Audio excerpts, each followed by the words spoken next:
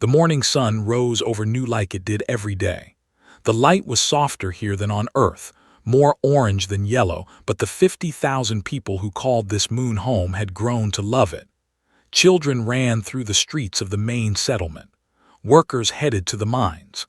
Families ate breakfast together, talking about small things, normal things.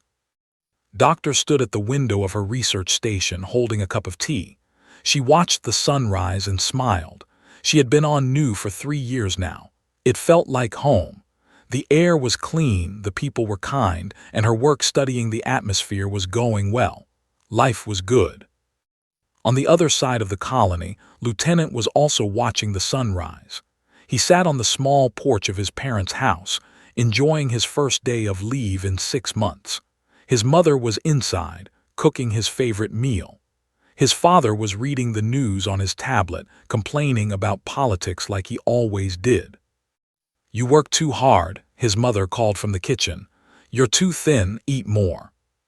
Laughed, "I'm a pilot, Mom. I have to stay in shape."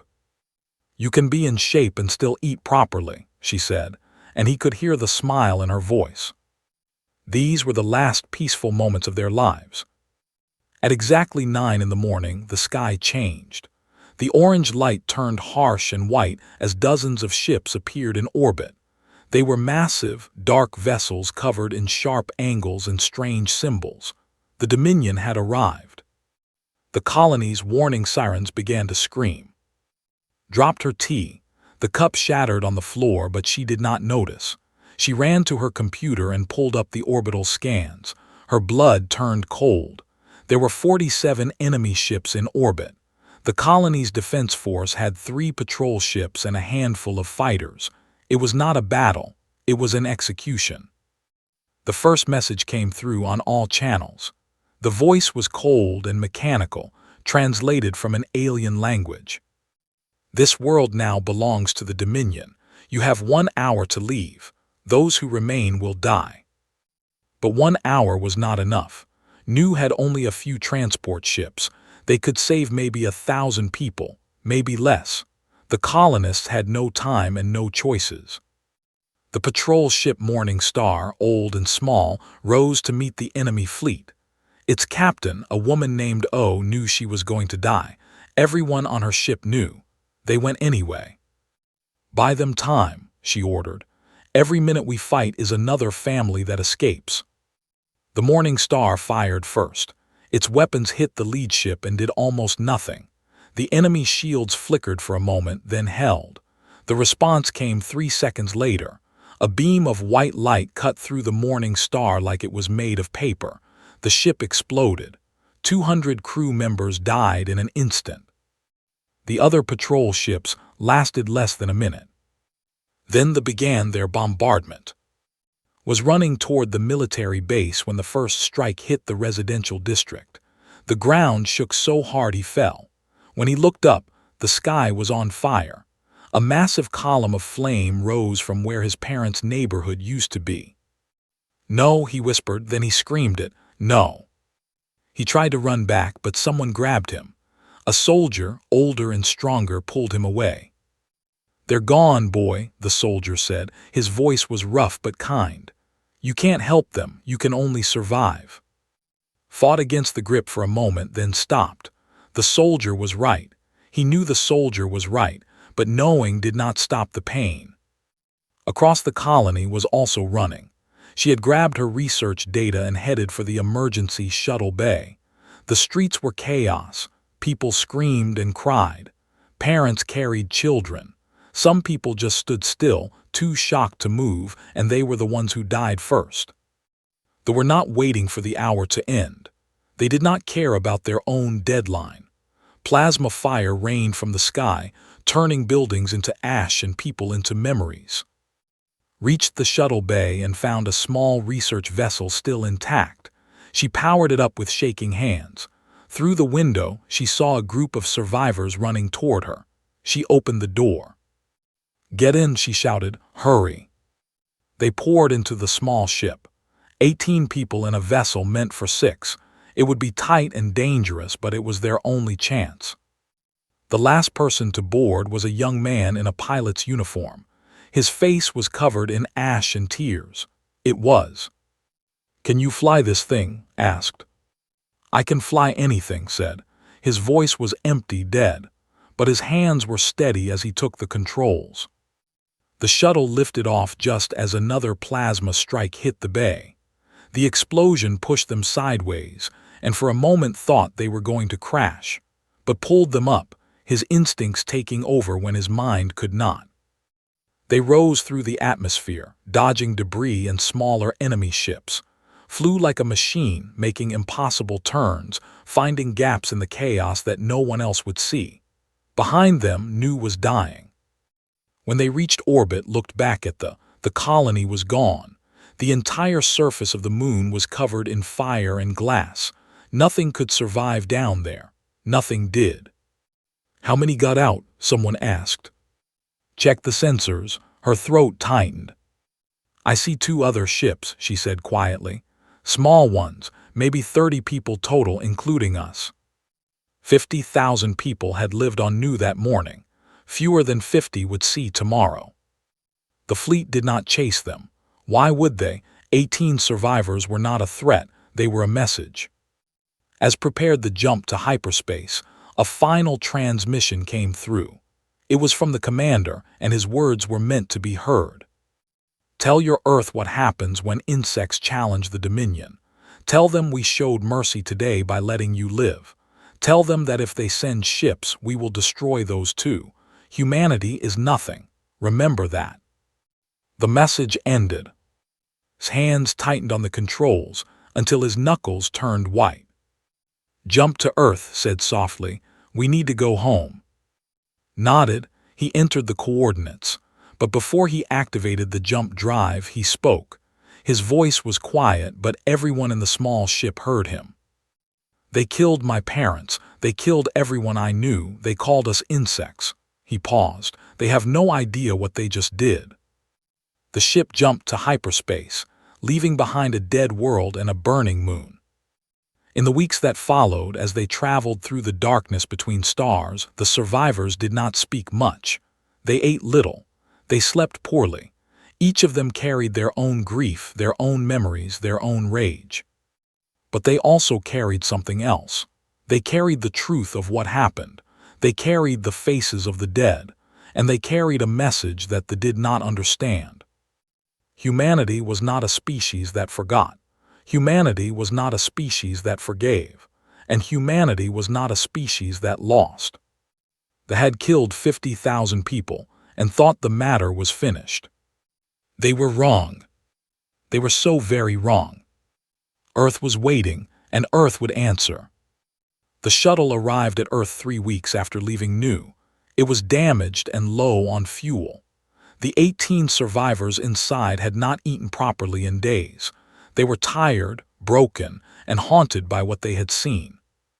But they were alive, and they had a story to tell. Military ships met them at the edge of Earth's space. The survivors were taken to the capital city and given food, medical care, and clean clothes. They were treated with kindness and respect, but there was also urgency. Everyone wanted to know what had happened. Doctor was asked to speak before the United Earth Defense Council. The council was made up of leaders from every nation on Earth.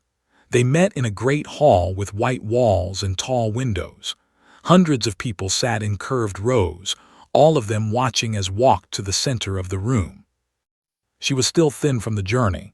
Her hands shook slightly, but her voice was steady when she spoke. 3 weeks ago, I woke up on Nu and watched the sun rise, she began. By noon, everyone I worked with was dead. By evening, the colony was glass and ash. I am here to tell you what happened and to show you what we recorded. She pressed a button, and the room went dark. A holographic display appeared above her, showing footage from the colony's cameras and her own research station. The council watched in silence as the fleet arrived. They watched the morning star explode. They watched the plasma fire fall from the sky. They watched people run and scream and die. They watched children reach for parents who were no longer there. The footage lasted 20 minutes. When it ended, no one spoke. The silence was so deep that could hear her own heartbeat. Then a council member from the European region stood up. He was an older man with gray hair and a calm face. "This is terrible," he said. "Truly terrible, but we must consider our response carefully. Perhaps diplomacy is possible. Perhaps that can be reasoned with. We should not rush into war." Some people in the room nodded. War was terrible. Everyone knew that. Perhaps there was another way. Then another man stood up. General, chairman of the Earth Defense Council, had been sitting in the front row. He was in his 60s, with a weathered face and eyes that had seen too much. He had fought in 3 border conflicts during his career. He had buried soldiers and friends.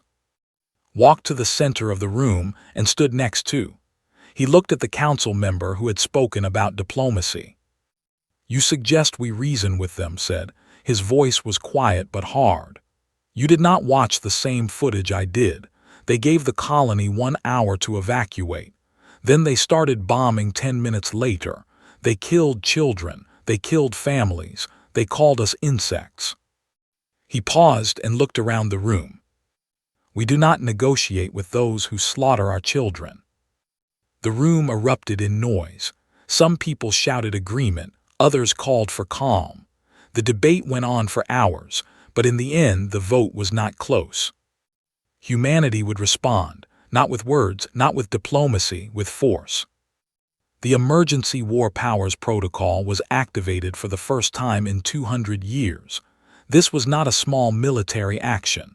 This was total war. Every shipyard on Earth and every colony would build warships. Every factory would make weapons. Every resource would serve one purpose. The Dominion would learn what it meant to attack humanity. The message was broadcast to every human settlement in the galaxy. It was short and simple. "Nu has fallen. 50,000 of our people are dead. The Dominion believes humanity is weak. They believe we will cower. They believe we will accept this. They are wrong. We are coming for them, and we will not stop until the debt is paid." Across human space, the response was the same: anger, grief, determination. Young people joined the military in numbers not seen in centuries. Old veterans came out of retirement. Scientists worked through the night on new weapons. Factory workers took extra shifts without being asked. Humanity had been at peace for a long time. They had grown soft, some said.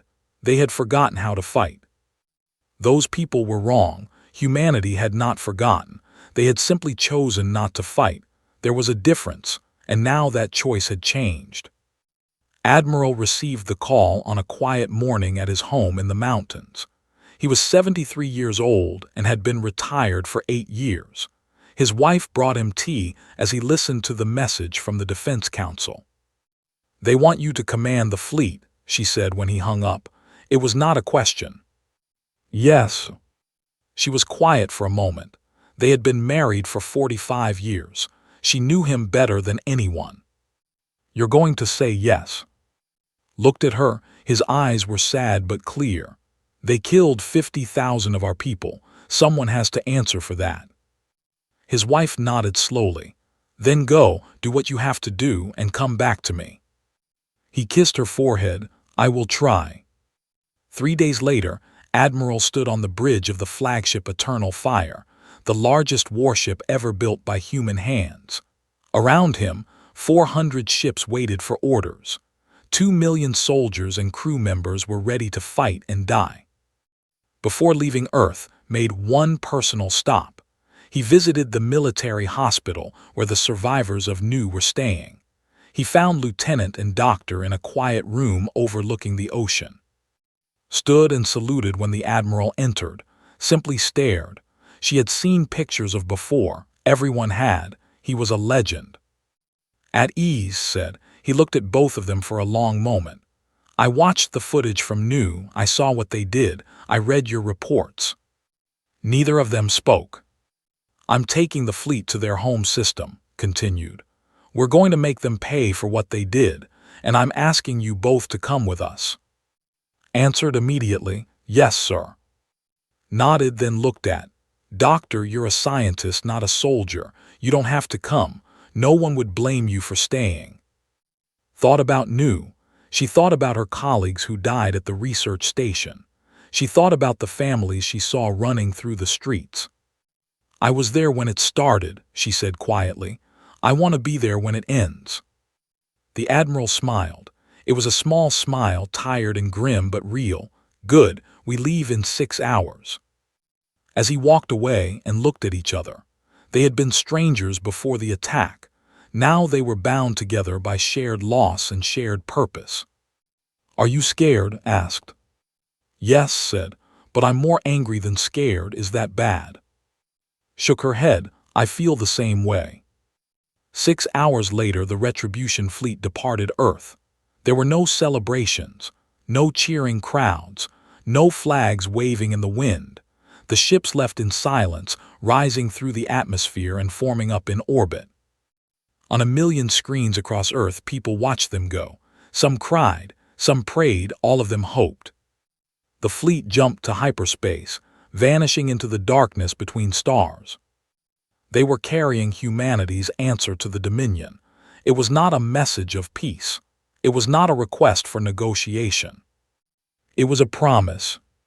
"You killed our people, you burned our colony, you called us insects. Now we are coming. And when we arrive, you will learn what insects can do when you step on their nest." They had no idea what was heading toward them.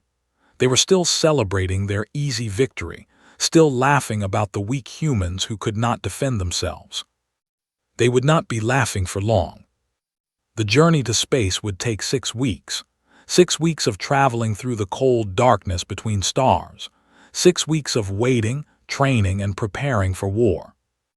Admiral spent most of his time on the bridge of the Eternal Fire, studying maps and reports. He slept only 4 hours each night. His officers worried about him, but they said nothing. They understood. The weight of 400 ships and 2 million lives rested on his shoulders. Captain Park commanded the destroyer Indomitable. She was 40 years old, with short black hair and sharp eyes that missed nothing. Her crew loved her and feared her in equal measure. She trained them hard, harder than any other captain in the fleet. Drills happened at random hours. Simulations ran constantly. Her people complained, but they also got better. "They think they are warriors," she told her crew during one training session. "They are not. They have never fought an enemy who pushed back. When we meet them, they will expect us to break. We will not break. We will make them break." On the carrier, Lieutenant trained with his new squadron. He had been assigned to a group of elite pilots, the best the fleet had. They practiced combat maneuvers for hours each day, pushing their fighters to the limit. Flew differently now. Before new, he had been talented but careful. Now he was something else. He took risks that made other pilots nervous. He pushed closer to the edge than anyone should. Some called him reckless. Others called him touched by death. His squadron leader, a woman named Lee, pulled him aside one evening. "You fly like you want to die," she said bluntly. Shook his head. "I fly like I have nothing left to lose." "That's the same thing." He looked at her for a long moment. "No, it's not. I don't want to die. I want to live long enough to make them pay. After that, I don't care what happens." Studied his face. She saw the pain there, the rage barely contained beneath the surface. She had seen it before in other soldiers who had lost everything. "Fine," she said finally. "But if you get yourself killed before the battle, I'll never forgive you." Something like a smile crossed his face. "I'll try to wait." Doctor worked in the science section of the flagship. She had been given access to all the data humanity had gathered about over the years. Most of it came from brief encounters and intercepted communications. They did not like to talk to other species. They preferred to conquer them. Studied their technology, looking for weaknesses. She analyzed their ship designs, their weapon systems, their defensive capabilities. She worked 18 hours a day, sleeping only when her body refused to stay awake. One night, she made a discovery that changed everything. She ran to Admiral's quarters and requested an urgent meeting. He saw her immediately. "I found something," she said, her words tumbling out quickly. The ships have a flaw in their shield generators. When they fire their main weapons, the shields flicker for exactly 1.3 seconds. It's small, but it's there. If we time our attacks precisely, we can hit them when they're vulnerable. Leaned forward, you're certain. I've checked the data 20 times, it's real. The Admiral was quiet for a moment. Then he nodded. Good work, Doctor. Send your findings to all ship commanders. This could save thousands of lives. In the Dominion, Overlord sat in his throne room on the capital world. He was a large creature, covered in thick scales the color of rust. His eyes were yellow and cold. He had ruled the Dominion for 40 years, and he had never lost a war. His advisors had brought news of the human fleet. 300 smaller ships and 100 larger vessels, heading toward space. It was the largest force humanity had ever assembled. Laughed when he heard the numbers. They send 400 ships against us. We will destroy them in hours. High Scholar, the oldest and of his advisors, stepped forward. He was thin and pale, with eyes that held centuries of knowledge. Overlord, I urge caution. I have studied the humans for many years. They are more dangerous than they appear. Waved a clawed hand dismissively. They are soft. They talk about peace and trade and cooperation. They have no stomach for real war. They have fought wars before, said carefully. Many wars. Their history is filled with blood. They have weapons that can destroy entire cities in an instant. They invented such weapons generations ago. They once came close to destroying their own species through war. And yet they did not, because they are weak. Shook his head slowly. No, Overlord, they did not because they chose not to. There is a difference. A species capable of destroying itself but choosing to survive is not weak. It is terrifying. It means they have power and restraint. And now we have given them a reason to stop restraining themselves. His eyes narrowed. You worry too much, Scholar. I have ordered Commander to assemble our fleet at the system. 300 warships will be waiting for these humans. We will crush them and end this threat forever. Bowed his head. As you command, Overlord, but I fear we have made a terrible mistake. Your fear is noted and ignored. Now leave me. Back on the human fleet, Admiral called a meeting of all commanders. Their faces appeared on screens throughout the flagship's war room. Hundreds of captains and generals, all waiting for his words. In 4 weeks we will reach the system, said. Our scouts report that they have assembled their largest fleet ever to defend it. 300 warships, 3 inhabited worlds, their home system. He paused, letting the weight of those words settle. Some of you may be wondering why we're attacking their home directly. Why not hit smaller targets first? Build up our strength. The answer is simple. We're not here to win a war. We're here to end one. Captain Park nodded slowly. She understood. They killed 50,000 of our people, continued. They did it casually, easily, without fear. They did it because they thought we were weak. They thought we would never strike back. We are going to prove them wrong in a way they will never forget. He leaned forward, his eyes hard. We are not going to fight a careful war. We are not going to negotiate. We are going to their heart and we are going to rip it out. And when we're done, every species in this galaxy will know what happens when you harm humanity. The commanders were silent. Some of them looked uncomfortable. What the Admiral was describing was not a military campaign. It was something closer to extermination. I know what I'm asking, said, as if reading their thoughts. I know the cost. We will lose ships. We will lose people. Some of us will not go home. But the alternative is worse. The alternative is showing the galaxy that you can kill our people and face no consequences. And if we do that, we invite every predator in the universe to try the same. He stood up straight, his voice rising. We are humanity. We are the species that conquered our own planet. We are the species that reached for the stars. We are the species that never gives up, never surrenders, never forgets. They wanted to teach us fear. Instead, we will teach them. A moment of silence. Then one by one the commanders began to nod. They were ready. The fleet flew on through the darkness, drawing closer to its destination with every passing hour. Behind them, Earth waited and hoped. Before them, the Dominion had no idea what was coming. The long march was almost over. The reckoning was about to begin. The human fleet emerged from hyperspace at the edge of the system. 400 ships spread out in perfect formation, their hulls gleaming in the light of the alien sun. Before them lay the heart of the Dominion. 3 inhabited worlds orbited the yellow star. 8 billion lived on those worlds, and between the human fleet and those worlds, 300 warships waited. Admirals stood on the bridge of the eternal fire, studying the enemy formation on the main screen. The ships were larger than human vessels, covered in sharp angles and dark metal. They looked like predators waiting to strike. "They outnumber us in tonnage," his tactical officer reported. "Their ships are bigger and their weapons are more powerful at long range." Nodded, "But we have something they don't." "What's that, sir?" The admiral almost smiled. "We have nothing left to lose." Commander, the who had destroyed Nu, commanded the enemy fleet from his flagship Dominator. He watched the human ships arrive and felt something close to excitement. Finally, a real battle. Finally, a chance to prove his superiority again.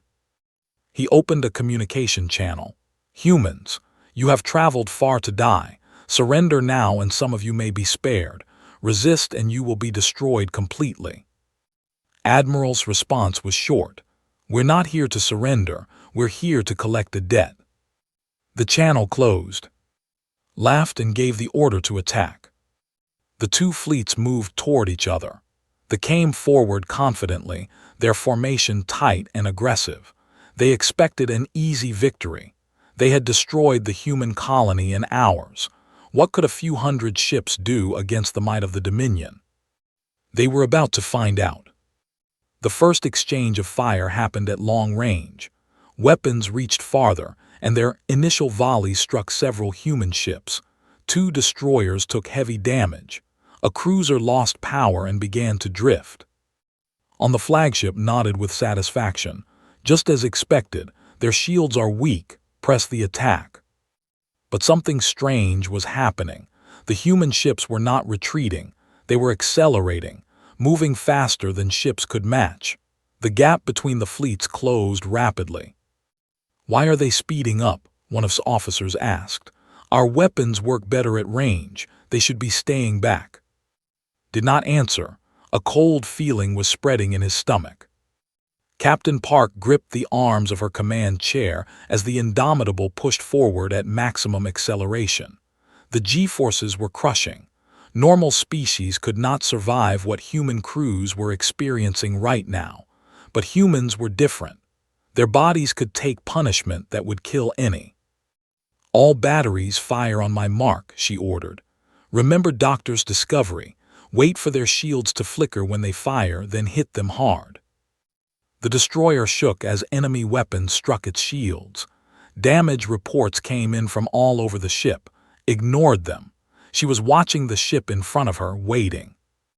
The enemy vessel fired its main cannon, and for exactly 1.3 seconds, its shields weakened.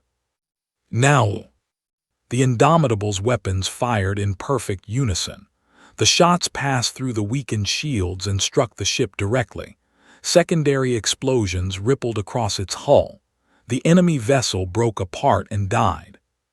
Across the battlefield, other human ships were doing the same thing. Vessels that expected easy kills were instead dying one by one. The humans were faster, more aggressive, and somehow knew exactly when to strike. Lieutenant led his fighter squadron into the heart of the formation. It was suicide by any rational measure. The enemy had hundreds of fighters of their own, plus the weapons of their capital ships. No sane pilot would do what was doing. But was not sane, not anymore. His fighter danced between enemy shots, moving so fast that they could barely track him. He fired constantly, destroying one enemy fighter after another. His squadron followed, matching his impossible maneuvers through skill and desperation. "Watch your left," squadron leader shouted. Saw the fighter coming and rolled his ship at the last second. The enemy shot past so close he could see it through his cockpit window. He turned and fired back. They exploded. "Thanks," he said. "Don't thank me, just don't die." The battle raged for hours. Both sides took losses. Human ships burned and broke apart. Crews died by the thousands. But for every human ship lost, 10 vessels were destroyed. They could not understand what was happening. They were fighting a species they had considered weak and soft. Instead, they faced warriors who fought with cold fury and terrible precision. The humans did not break. They did not retreat. They just kept coming and coming and coming. Commander watched his fleet crumble and felt something he had never felt before: fear. "Order a retreat," he finally said. His voice was hollow. "All ships fall back to the inner system." But it was too late. Admiral had planned for this. Human ships had circled around the battle, cutting off the escape routes. There was nowhere to run. "Commander's voice came through on all channels. "You killed 50,000 of my people. You gave them 1 hour to evacuate and then started bombing immediately. You called us insects." A pause. "There will be no escape for you. There will be no mercy. Watch what happens next." Tried to respond, but his communications were jammed. He could only watch as the human fleet reformed and continued its advance. The surviving ships fought desperately, but the outcome was no longer in doubt. One by one, they were hunted down and destroyed. His flagship took heavy damage and lost power. Boarding ships attached to its hull. Lieutenant volunteered to lead the assault team. He moved through the dark corridors of the ship with his soldiers behind him. They killed every enemy they encountered. No prisoners, no mercy. They found on his bridge, surrounded by dead officers. He was wounded but alive. Walked up to him slowly. He removed his helmet so could see his face. "My name is, you killed my parents on Nu. You killed everyone I loved." His yellow eyes showed no fear now, only hatred. "I would do it again. You are insects, all of you." "Maybe," said, "but today the insects won." He did not kill, not yet. Instead, he forced the commander to watch what happened next. Doctor stood in the weapons control room of the Eternal Fire. Her hands shook as she entered the final coordinates. Beside her stood Admiral, his face carved from stone. "Are you sure about this?" she asked quietly. 8 billion people live in this system." 8 billion who celebrated when Nu fell, replied. 8 billion who called us insects. 8 billion who would do it again if we let them. He looked at her. "I'm not sure about anything anymore, but I know that if we don't do this, more colonies will burn, more children will die, they will keep coming and so will others. We have to show them what the cost is." Closed her eyes. She thought about Nu. She thought about the families she saw running through the streets. She thought about the children who never had a chance. She entered the final code. The Stellar activated. It was humanity's most forbidden weapon, banned for 2 centuries because of what it could do. A device that could reach into the heart of a star and make it die. The sun began to change. Its light flickered and shifted. Deep within its core, forces that should not exist began to tear it apart. On the crippled flagship, Commander watched his son die and screamed. "What have you done?" His voice was cold. "What you did to us, times 100 million. The star collapsed inward for one terrible moment. Then it exploded outward in a directed supernova, shaped and focused by human technology. The wave of fire rushed toward the 3 inhabited worlds. 8 billion died in the next 6 minutes. The system, heart of the Dominion, ceased to exist. And across the galaxy, every species with the ability to watch learned the lesson that humanity was teaching. Do not touch our people. Do not harm our children. Or this is what happens. This is what we become. This is what it costs. The silence after the explosion was absolute. Where the system had once held 3 worlds and a yellow sun, there was now only expanding fire and debris. 8 billion lives, an entire civilization, erased in minutes. The human fleet floated at the edge of the destruction, watching. No one cheered. No one celebrated. They had won, but the victory tasted like ash. Admiral stood on the bridge of the eternal fire, his face showing nothing.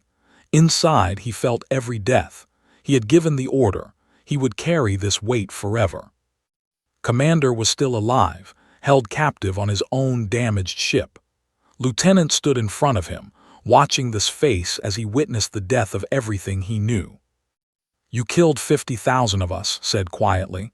"We killed 8 billion of you. The debt is paid." Could not speak. He could not even scream anymore. He simply stared at the void where his used to be. "Why," he finally whispered, "why did you spare me?" "Because someone has to tell the story. Someone has to warn others what happens when you attack humanity. You are going to live. You are going to live a long time. And every day you will remember this. Every night you will dream about it. That is your punishment." Walked away, leaving the alone with his grief. The Retribution fleet began its journey home. They left behind the remains of ship, enough supplies for a distress signal and nothing else. Let the scattered find their commander. Let them hear his story. Let them understand. During the long voyage back to Earth, the fleet was quiet. Soldiers who had fought bravely sat alone in their quarters, thinking about what they had done. Many would never be the same. They had become something terrible in order to protect their people. That was a truth they would have to live with. Doctor spent her time writing. She recorded everything that had happened from the fall of Nu to the destruction of. She called it the cost of wrath. It was not a celebration. It was a warning, a reminder of what humanity could do and what it cost them to do it. Captain Park visited her crew members in the medical bay, so many wounded, so many who would not fully recover. She held their hands and thanked them for their service. She did not speak of victory. She spoke of sacrifice. Admiral barely slept. When he did sleep, he dreamed of the star dying. He dreamed of 8 billion souls crying out and then going silent. He knew he had done what was necessary. He also knew that necessary and right were not always the same thing. The fleet arrived at Earth to a strange reception. Millions of people watched the ship's return, but there was no cheering. The news of what happened had spread. Humanity had won, but at a cost that shocked even those who had demanded revenge. Some called the fleet heroes. Others called them monsters. Most did not know what to call them. Admiral gave one public statement and then retired to his mountain home. "We did what we had to do," he said. "I pray we never have to do it again." He lived quietly with his wife for another 8 years. He never spoke of again. On the day he died peacefully in his sleep, his last words were, "I hope they forgive us." Captain Park was promoted to admiral and given command of Earth's defense fleet. She trained her crews hard, always preparing for the next threat.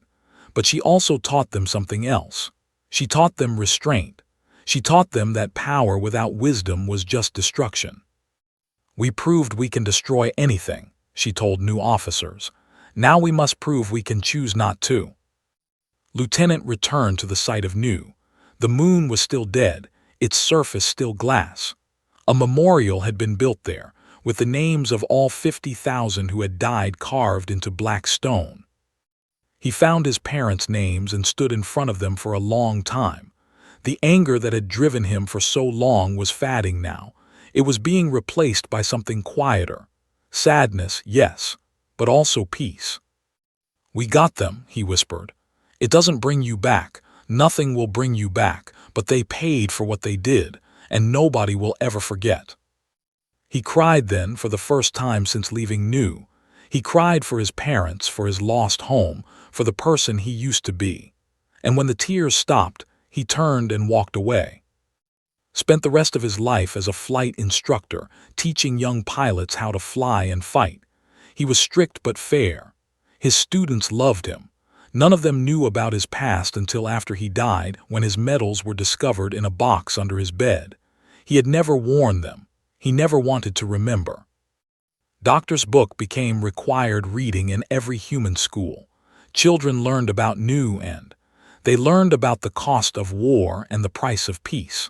Herself became a diplomat, working to ensure that such destruction would never be necessary again. 20 years after the battle, she met a delegation from a distant species called the. They were nervous, almost frightened. They had heard the stories.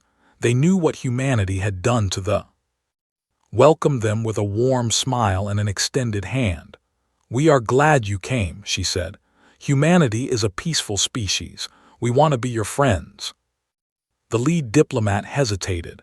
His species had watched the recordings from. They had seen what human weapons could do. They had heard Commander's testimony, mad and broken as he was. "We have heard," the diplomat said carefully, "that humanity values peace." "We do," replied. "We value it very much. But we have also heard other things." Smile did not waver. "Yes, you have heard that we destroyed an entire star system because they attacked one of our colonies. You have heard that we killed 8 billion people in response to 50,000. You have heard that we possess weapons that can end worlds." The diplomat swallowed hard. "All of those things are true," continued. "We are capable of terrible destruction. We have proven that beyond any doubt, but we choose not to destroy. We choose peace. We choose friendship. We choose to build rather than burn." She leaned forward slightly, and her eyes grew harder. "But that is a choice, and if someone forces us to choose differently, we will. So please be our friends, trade with us, learn from us and teach us in return. Build something good with us, because the alternative is something neither of us wants." The delegation signed the friendship treaty that same day. They were followed by 12 other species in the next year. Word spread across the galaxy. Humanity was kind and generous to their friends. They were death itself to their enemies. The Dominion never recovered. Their remaining colonies scattered, their people broken and afraid. Some of them joined other species as refugees. Others disappeared into the darkness between stars. Commander lived another 30 years, spending every day in a small room, staring at the wall, remembering. High Scholar, who had warned Overlord and escaped before the destruction, became the leader of the survivors. When asked by a journalist what he had learned, his answer became famous. "We believed humans were prey because they spoke of peace. We did not understand. They speak of peace because they know what they become in war. We thought their kindness was weakness. It was not. It was a choice made by beings who could destroy everything but decided not to. We were fools, and now we are ghosts." 100 years after the battle of the galaxy was a different place. Humanity had become one of the great powers, respected and feared in equal measure. They had never used the stellar again. They had never needed to. The memory of what they could do was enough. On the anniversary of New, humans everywhere paused to remember. They remembered the 50,000 who died. They remembered the 8 billion who died in response. They remembered the choice their ancestors made and the price they paid. And they remembered the lesson that the galaxy had learned. Humanity was not weak. Humanity was not cruel. Humanity was not defined by what they could do, but by what they chose to do. They chose peace. They chose friendship. They chose to reach out with open hands instead of closed fists. But heaven help anyone who forced them to choose differently. Because the hands that reached out in friendship were the same hands that had ended a star. And they would do it again if they had to. That was the truth the galaxy lived with now. That was the shadow humanity cast across the stars.